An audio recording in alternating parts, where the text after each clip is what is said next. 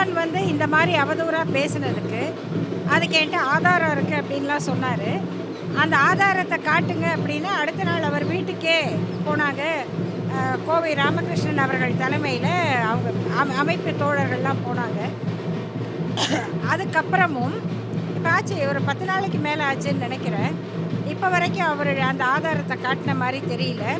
அதை தவிர மற்றதெல்லாம் பேசிக்கிட்டு இருக்காரு. இப்போ அதுக்கெல்லாம் நம்ம பதில் சொல்லிகிட்டு இருக்கோன்னா அது தனியாக பேசலாம். முதல்ல அவர் வந்து பேசுனதுக்கு ஆதாரத்தை காமிச்சிட்டு வெளியிட்டுட்டு அது ஒன்று அதை நியாயம், நான் சொன்னது சரின்னு சொல்லணும், அல்லது நான் பேசுனது தப்புன்னு பொதுப்படையாக வெளிப்படையாக மன்னிப்பு கேட்கணும். பொது வெளியில் மன்னிப்பு கேட்கணும்.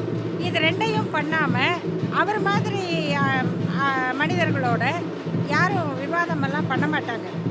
அதனால் ஒன்று அவர் ஆதாரத்தை வெளியிட்டு நிரூபிக்கணும், அல்லது பொது வெளியில் மன்னிப்பு கேட்கணும். இதுதான் நம்ம சொல்லக்கூடியது.